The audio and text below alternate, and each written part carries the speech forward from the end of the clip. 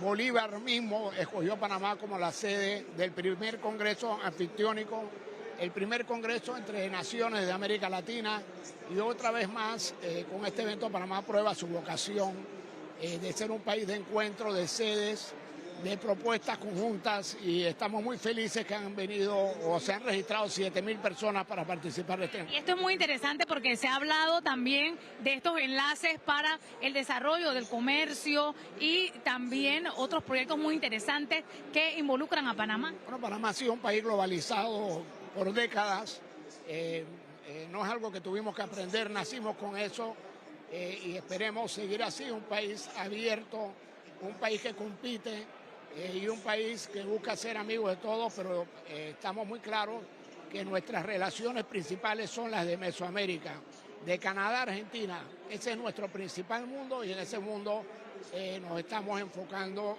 como primero en línea. Eso no significa que seamos los únicos en línea. Los demás estamos también abiertos a ellos, pero nuestra región de Mesoamérica cada vez toma más importancia para nosotros.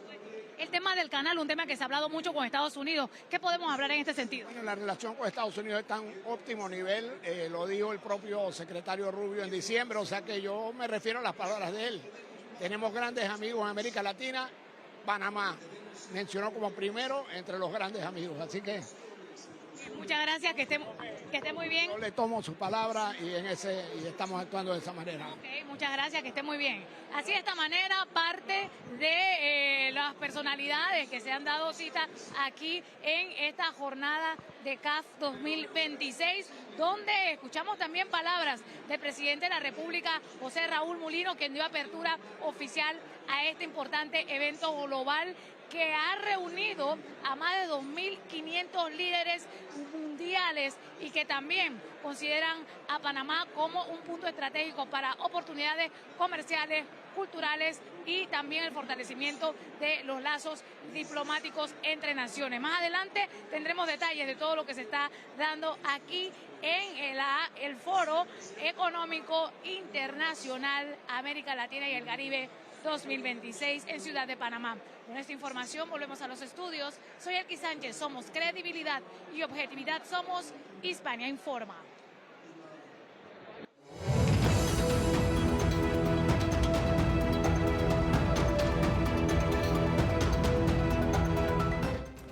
Bien amigos, entramos con nuestra ronda de entrevistas. Hoy nos acompaña el profesor Ludolfo Herrera, director nacional de formación y perfeccionamiento profesional del MEDUCA.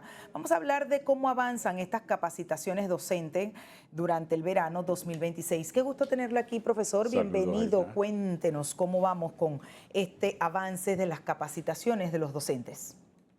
Gracias por este espacio que me proporciona nuevamente EGNA. Ya estamos a escasos días del inicio de esta capacitación masiva. Sin embargo, durante el mes de enero... Profesor, ¿qué áreas, cuando hablamos de capacitación, es importante entender cuáles son las áreas que se están reforzando en este proceso de capacitación de los docentes? Sí, precisamente nosotros estamos tratando el tema de rediseño curricular. Correcto. ¿Y por qué hablamos de rediseño? Puesto que no estamos haciendo una transformación per se. Estamos evaluando lo que hasta ahora tenemos, que podemos seguir utilizando y que renovar. Entonces, es la misma temática para todos los niveles. Por ahí escuché algún ruido que decían que las especialidades, que todos los que somos docentes del sistema, desde inicial hasta el último grado, que es el 12º, tenemos que manejar estas herramientas del rediseño curricular porque somos nosotros los docentes del aula, claro, el laboratorio natural donde se pone en práctica todo lo que se ejecuta en ese sentido. Entonces, ya hemos avanzado bastante en las distintas mesas que hemos efectuado desde junio a diciembre del año pasado.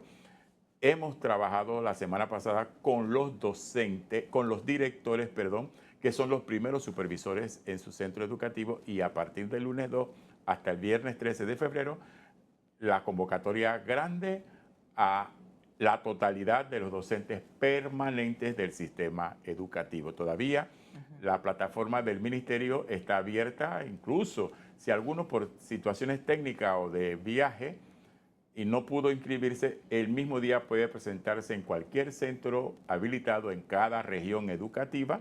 Son 150 escuelas con más de 1.240 grupos. Entonces se inscribe, llegas, el enlace de perfeccionamiento o el coordinador lo admite y él puede perfectamente tomar el seminario, que esta vez son 2 semanas seguidas. No puede ir a una y la otra no, puesto que es una secuencia. Y eso le iba a preguntar, profesor, porque usted como encargado de esta Dirección Nacional de Formación y Perfeccionamiento Profesional, asumo que tienen una metodología para que precisamente estos docentes continuamente se estén capacitando, porque eso es sumamente importante. Pero además, ¿cómo llevan esa capacitación o los conocimientos recibidos a través de la capacitación a las aulas? Porque no es un tema nada más de teoría, sino ponerlo en la práctica. Así es, y dentro de esto hay talleres como ejemplos. El docente también tiene la posibilidad de su propia creatividad, que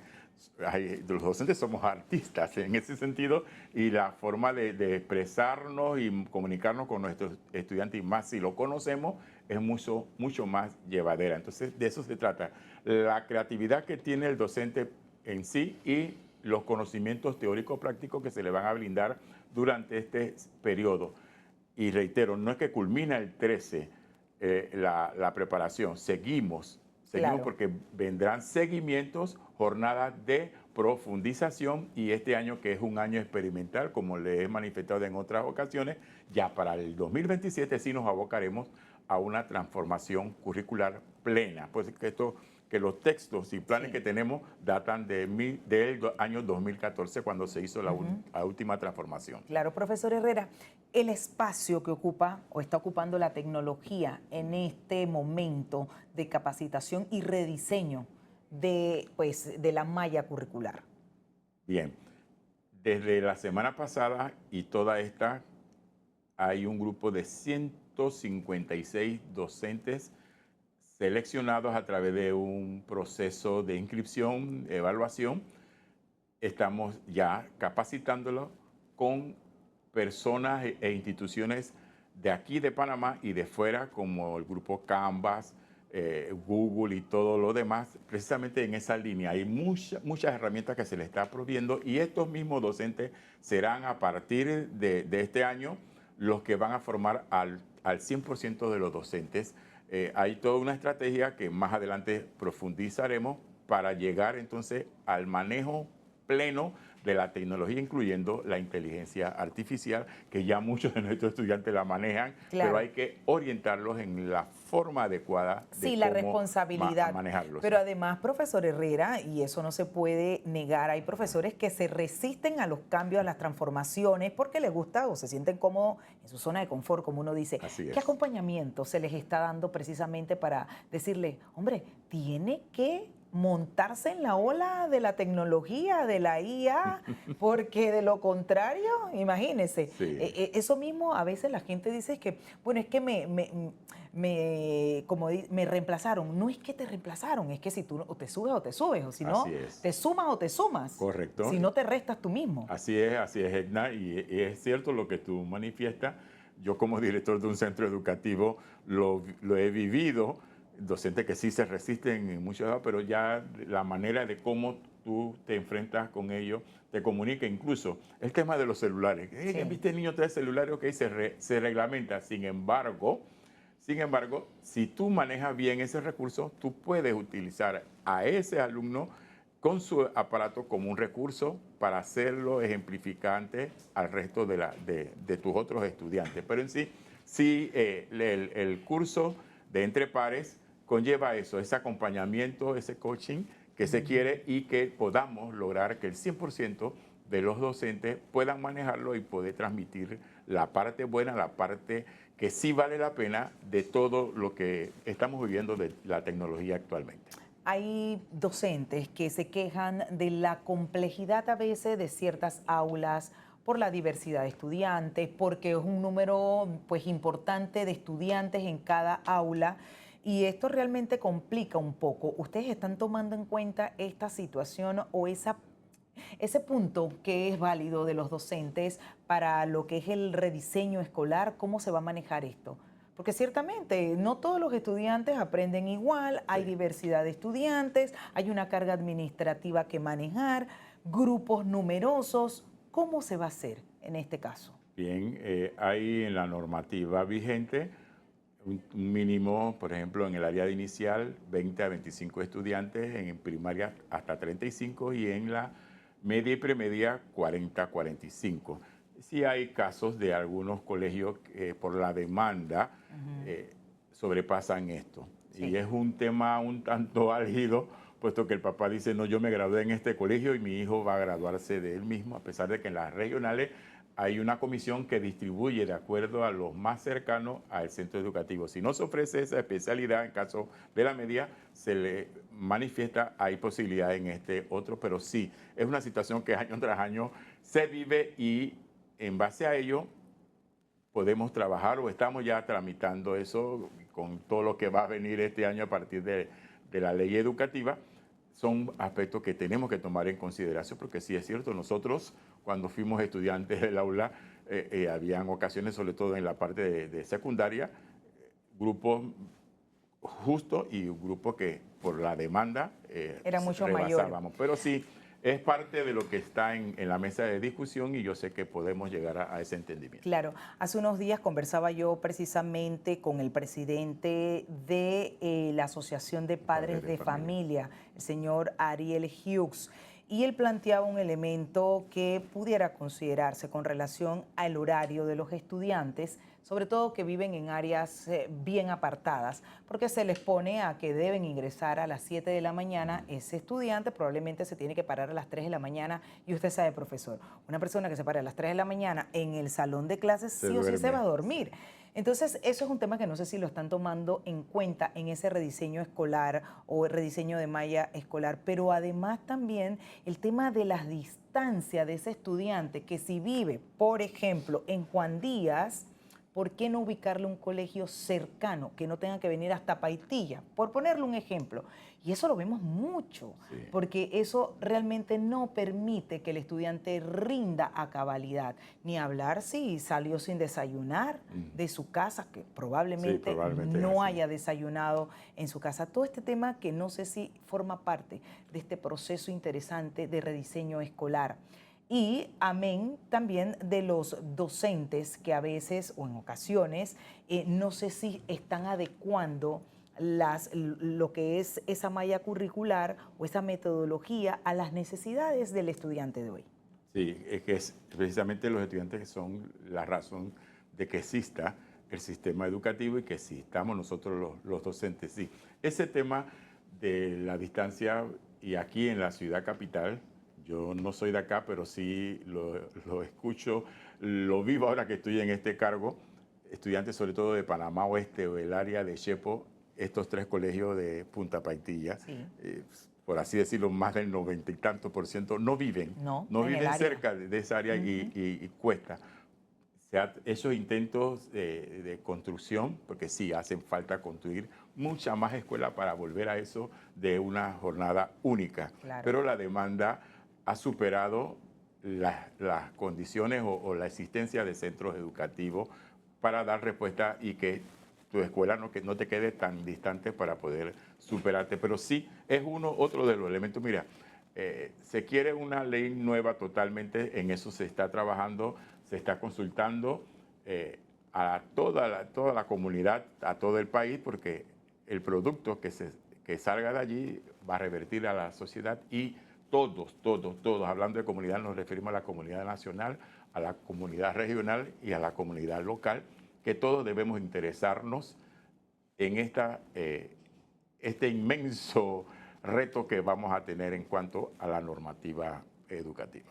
¿Cómo se va a medir, por ejemplo, si esta capacitación va a mejorar esa práctica precisamente del docente y obviamente pues el aprendizaje de los estudiantes? Bien, habrá seguimiento como tal. Tenemos en todas las 16 regiones equipos de supervisores e incluso los coordinadores de las redes educativas. Estamos trabajando en redes de toda especialidad, desde inicial hasta la media, tienen coordinaciones regionales, coordinaciones del centro educativo para dar seguimiento. Y reitero, no termina la capacitación el 13, por así decirlo, porque viene el seguimiento y en los recesos se va a reforzar, incluyendo a los docentes que sean nombrados después que terminemos las capacitaciones, vendrán se está organizando los sábados para equipararlos a ellos de la misma temática que se trabajó con los permanentes. ¿Por qué no hacerlo ahora? Porque hay una disposición legal que no podemos darle el curso ya que no están oficialmente en el sistema, puesto que su contrato terminó en el mes de diciembre. Entonces, una vez pase el periodo de nombramiento grande, que ahora mismo se está en eso, vienen los otras vacantes que nosotros denominamos TEFA, temporal hasta finalizar el año, o interinidad por cualquier otra circunstancia. Esos docentes van a ser preparados durante 5 sábados seguidos. Profesor, ¿qué cambio deberíamos notar, sentir, palpar en los próximos años con este proceso de capacitación de los docentes y la transformación o rediseño curricular? Bien, en primera instancia, como dije, este año es experimental.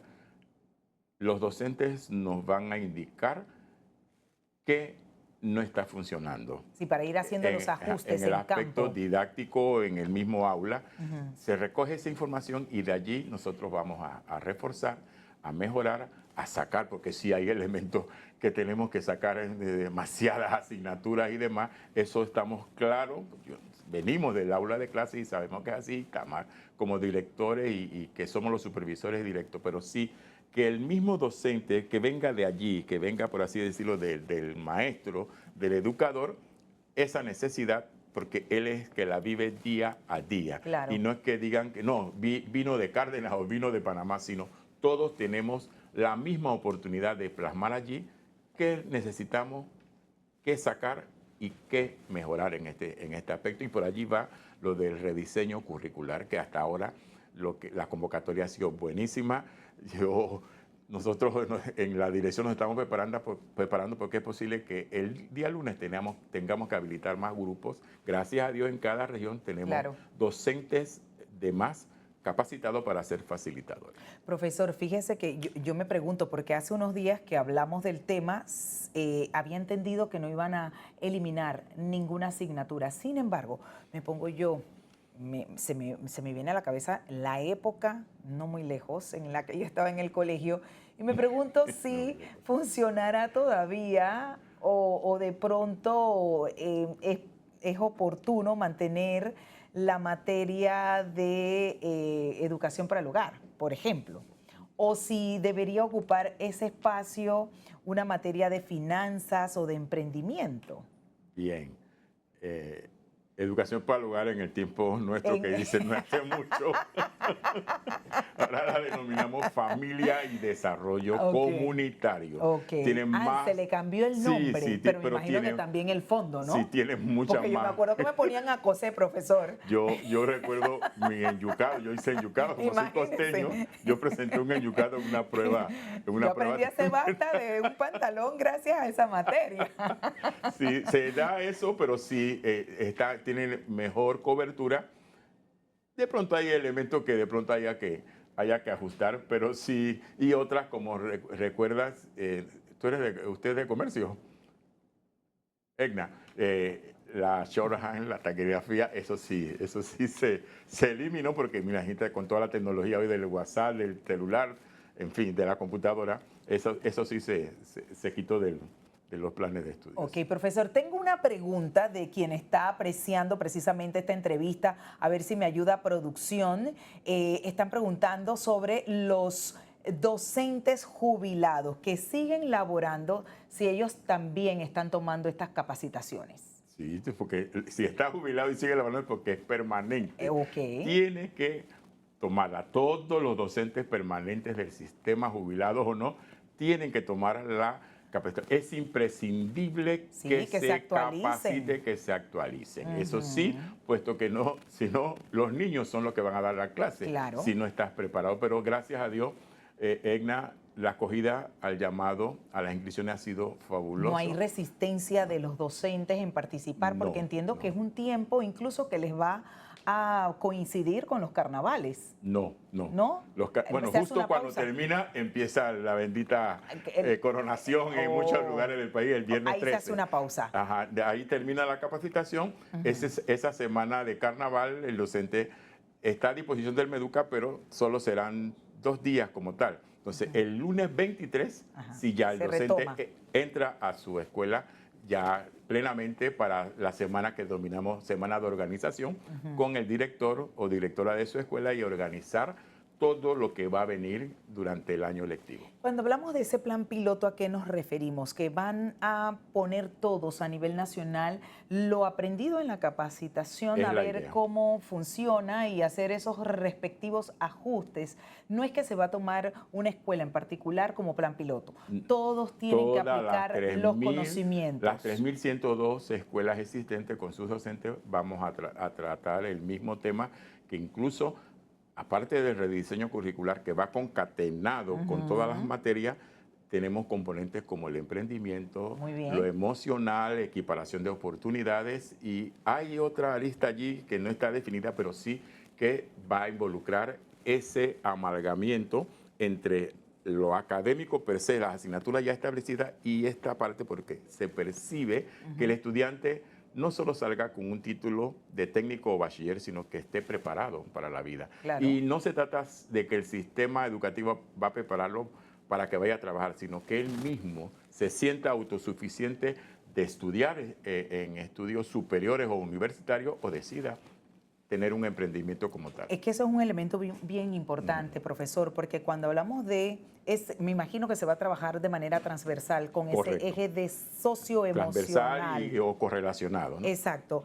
Esto realmente, y quisiera entender aquí, ¿va a asumirlo alguien en particular, llámese un psicólogo, un trabajador social, o el mismo docente va a ser capaz de instruir una materia en esa área socioemocional? Correcto.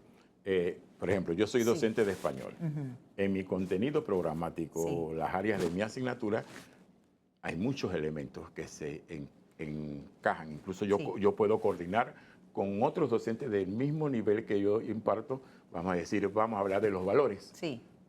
Yo tomo una novela o un texto, digamos, el de lógica, el de historia, el de geografía, el de matemática, que ahí hay matemática y finanza, muchas situaciones que hablamos hoy día de corrección. Bueno, los valores que debe tener ese individuo que maneja en momentos dados cierta información, cierta cantidad numérica, o el dinero, pues, como tal. Entonces, el valor es algo que debemos traer ya del hogar, pero que la escuela debe reforzar como tal. Entonces, sí, esa correlación que debe existir entre los docentes que manejan los centros educativos, los mismos niveles, porque el estudiante entonces verá, si la profesora Egna me está hablando de valor, el profesor Ludolfo me está hablando de valor, el de matemática igual, por allí va la cosa. Claro. En ese sentido, y le es mucho más llevadero aprender o asimilar el contexto. En relación al tema precisamente de las materias, entiendo entonces se mantienen todas las materias, solo actualizarlas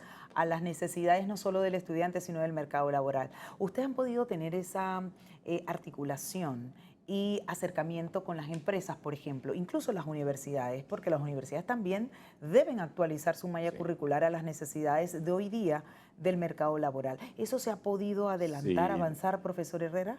Creo que la vez pasada, y desde junio establecimos la mesa de rediseño curricular. Ha habido en las 10 mesas, porque fueron 10 reuniones desde junio hasta el mes de diciembre, universidades, empresa privada, APEDE, sobre todo la Universidad de Panamá, la tecnológica, nos apoyó, los docentes de aula. Hubo un momento de una huelga, sin embargo, muchos centros educativos funcionaron muchísimo, y hubo docentes que participaron en toda la mesa, y precisamente ese equipo, tanto de docentes de aula como directivos y supervisores, serán nuestros facilitadores o formadores de formadores a partir del lunes, para traspolar lo que allí se dio. No es que vino alguien de afuera, una varita mágica, y lo dio. Nosotros mismos, que somos los que manejamos en el aula de clase, vimos, esto podemos quitarlo, esto no. Y reitero, por eso este año es experimental. Claro. ver el resultado cuando se baje, si se dio o no la información correcta, y el supervisor debe estar pendiente en su zona, en su circuito, de lo que se esté dando en base a lo que vamos a plasmar. Ya para finalizar, profesor Herrera, el mensaje final a los docentes que probablemente algunos pues sientan que esta transformación curricular o cambio les va a exigir más. Muy por el contrario, es positivo tanto para ellos como para nuestros estudiantes, y con eso terminamos. Bien, colegas docentes, el país entero, nos hemos preparado fuertemente durante meses de trabajo para poder traspolar, conformar, entusiasmar a nuestros docentes en que es necesario y es imprescindible que cada vez nos preparemos más y mejor. Entonces yo sé que a partir del lunes, porque ya nos han pedido apertura de otros grupos, esto va a ser un boom, por así decirlo, las ganas que tenemos de consolidar como sistema educativo lo que tenemos. Entonces, gracias por inscribirse, gracias por confiar en lo que en estos instantes de la historia estamos a cargo de las distintas direcciones y de los planes, que no solo se trata del Ministerio de Educación, tiene reversión y tiene impacto en toda la comunidad nacional. Hablamos que el sistema educativo panameño, que la educación en Panamá es mala, entonces este es el momento, docentes, padres de familia y la comunidad en general, de apoyarnos y dar su grano de arena. Muchísimas gracias, profesor Ludolfo Herrera, director nacional de Formación y Perfeccionamiento Profesional del MEDUCA, por acompañarnos en la mañana de hoy, en la tarde, porque ya es 1 de la tarde, y pues traernos el balance de cómo avanza precisamente esta capacitación docente de verano 2026. Amigos, vamos a una breve pausa, pero al regresar tenemos más que compartir con ustedes, muchas notas de importancia, tal y como pues esta información que le acabamos de compartir. No le cambie.